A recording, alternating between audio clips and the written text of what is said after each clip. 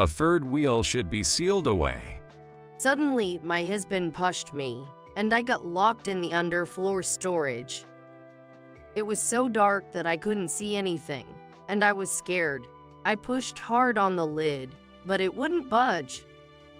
"Please, let me out," I yelled, but his footsteps faded away, and I heard the front door slam shut. No matter how much I called for help, my mill, who lives with us, was on a trip abroad, and I was the only one in the house. In the darkness, the word despair was the only thing that came to mind. I was trapped in this small space, unable to move properly, overwhelmed by anxiety and not knowing what would happen next. I slowly felt myself losing consciousness. My name is Emily. I'm 30 years old. I was juggling work and household chores. I met my husband, David, at a drinking party hosted by my friend. David, the life of the party, was a well-liked, outgoing person. We shared common interests in remaking clothes and vintage fashion, and got married a year ago, moving in with his family at his request. His father had already passed away, so it was just his mother, let's call her Barbara, living in their old, spacious house. Barbara was straightforward, never meddling in our affairs and enjoying her time, so there weren't any major issues between us. However, the house was old and showing signs of wear, so David suggested remodeling it. You'd want a new house too, right? Yes, the plumbing is quite old, and a new kitchen would make cooking easier. So, we started saving up diligently for the renovation. However, one day, I noticed our savings were being spent. Since we both contributed a fixed amount from our salaries to our joint account, if anyone was using it, it had to be David. Hey, our renovation savings have decreased. Do you know anything about this? What? I have no idea what you're talking about. Despite pretending not to know, I could see David was somewhat panicking. Really? Tell me the truth. You didn't splurge on something expensive, did you? No. Actually, my friend asked to borrow some money. He said that a family of his good old friend had an emergency hospitalization and needed money. He looked serious and kept apologizing, saying, "I'm sorry I used it without telling you." If that's the case, I wish you had discussed it with me first. I'll make sure they pay it back ASAP, and I'll contribute more to our savings from now on. I decided to forgive him, thinking about what David said, but there were no signs of the money being repaid, and his monthly contributions to our savings didn't increase either. I didn't want to nag about money, so I kept quiet, but gradually he even stopped contributing to our monthly savings. His collections haven't grown, so what is he spending on? I wondered, but decided to wait and see. However, our savings didn't grow, so I confronted him about it. Men have various social obligations, and things cost money.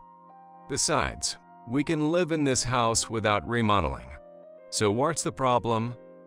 I was surprised at his sudden change of heart since he was the one who initially suggested the remodeling. Moreover, about a month later, he started coming home late using work receptions and hanging out with friends as excuses, and began spending more time away from home on weekends. It's suspicious, but we've been married for just over a year. He can't be cheating, right? At that time, I was torn between doubting and wanting to trust David. Then one day, he came home earlier than usual, was watching TV in the living room while using his phone, and fell asleep. As I approached to cover him with a blanket, I saw his phone was carelessly left open, and I inadvertently looked at the screen. There was a chat open with a cute woman's photo as the icon. Messages like, "Where do you want to go on our date?" were there, along with words of affirmation and heart emojis. What is this? The conversation clearly looked like an affair, and I felt a rush of anger. I couldn't take my eyes off the screen and was looking through their past messages when David woke up. Well, Emily, what are you doing? I was looking at those suspicious messages. What the heck? You can't just snoop through someone's phone. That's the lowest of the low. Don't try to sidestep this. You're cheating, aren't you? When I confronted him directly, David, who had been so forceful just moments ago, suddenly started to stammer. She's not that kind of person to me. We just met at a get-together and have been chatting about hanging out with everyone again. Oh, really? Getting messages about going on a date and hearts from a woman who's not that kind of person? It's just a joke. You know that, right, Emily? You've done the same with guy friends, haven't you?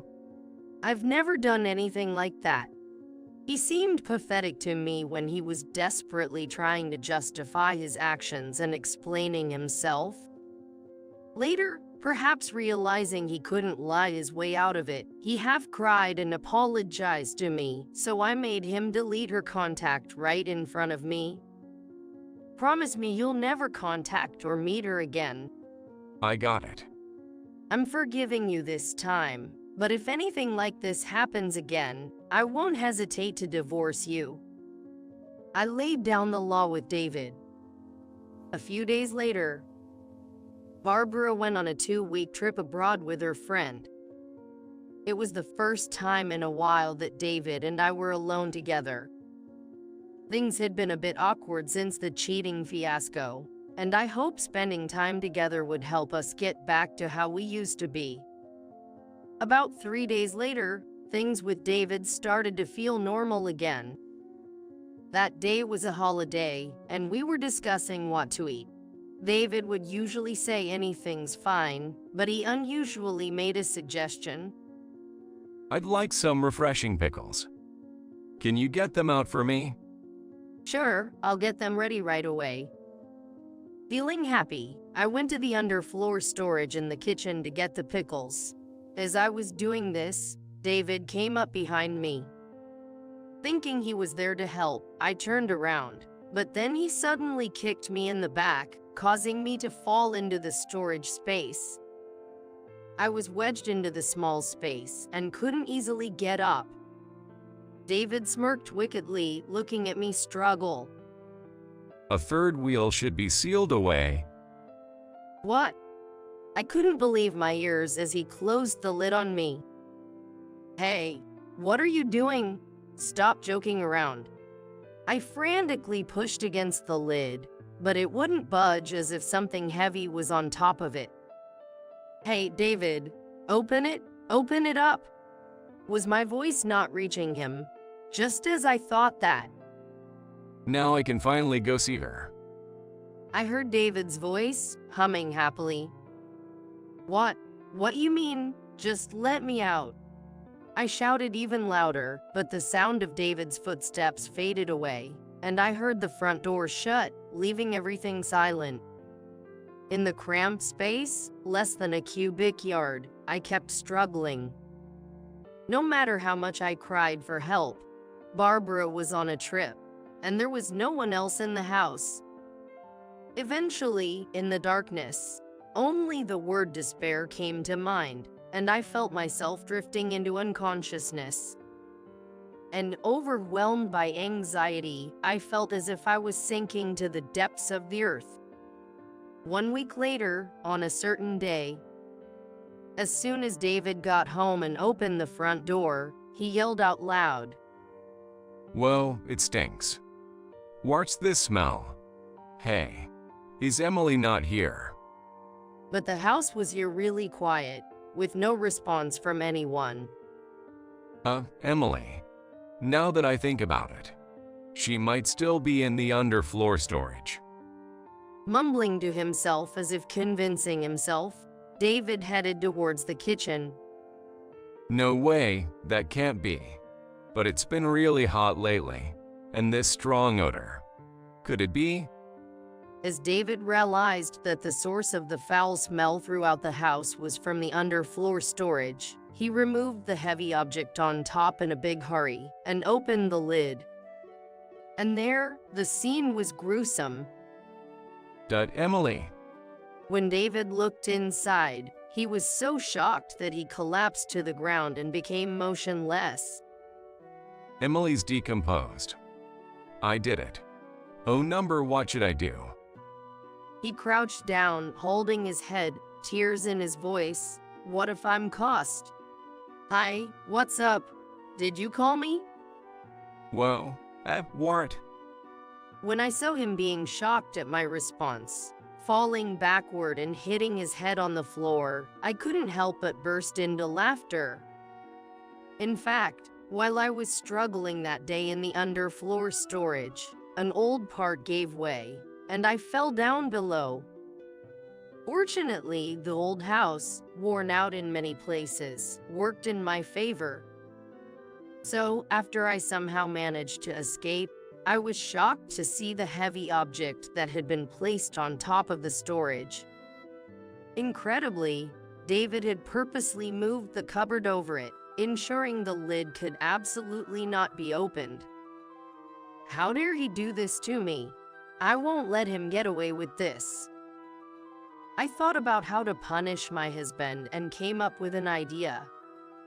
I quickly fixed the broken part of the storage and threw several things inside. That included the aged beef he was looking forward to eating, my usual apron, and something else. He won't get away with making me go through this. I then put the cupboard back on top of the lid, just like David had done. Over the next week, the weather continued to be over 90 degrees every day. From the second day, a foul smell started emanating from the kitchen, getting stronger each day. Enduring the stench, I quietly lived upstairs waiting for David to come home. Unaware of everything, David returned home leisurely. He must have thought I had passed to the other side, seeing the house filled with stench and the horrible scene in the storage. I took a quick look under the floor and saw the meat, hardly recognizable anymore, decomposing faster than I imagined, with my apron visible among it. David, seeing me alive, couldn't believe his eyes and kept rubbing them.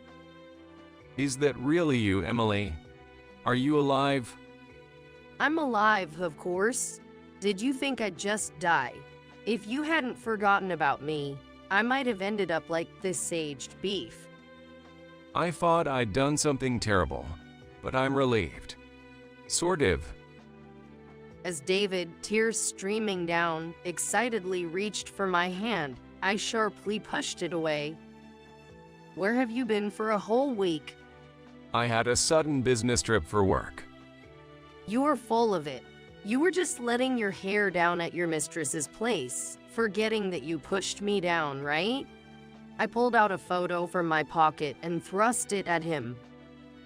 It showed David and his mistress unabashedly kissing and hugging each other. Why do you have such a photo? I've been following you like a detective this past week. No way. You're kidding, right? From the content of his messages with his mistress, I suspected she was a colleague, so I kept watch in front of his office. Every evening after work, he met up with the woman from the chat profile picture at the station and went to her apartment after dining at a restaurant, all lovey-dovey. So I captured all these moments as evidence in photos and videos. Now, shall we get everything out in the open? But as I was about to confront him, David suddenly got angry. Wait a minute. Why did you use the aged beef I bought for something like this? It was expensive. Don't change the subject. Besides, it's not just the beef in there, is it? Have a closer look. What do you mean? Saying that, David peeked into the storage while holding his nose. Then he lost his balance and ended up falling in.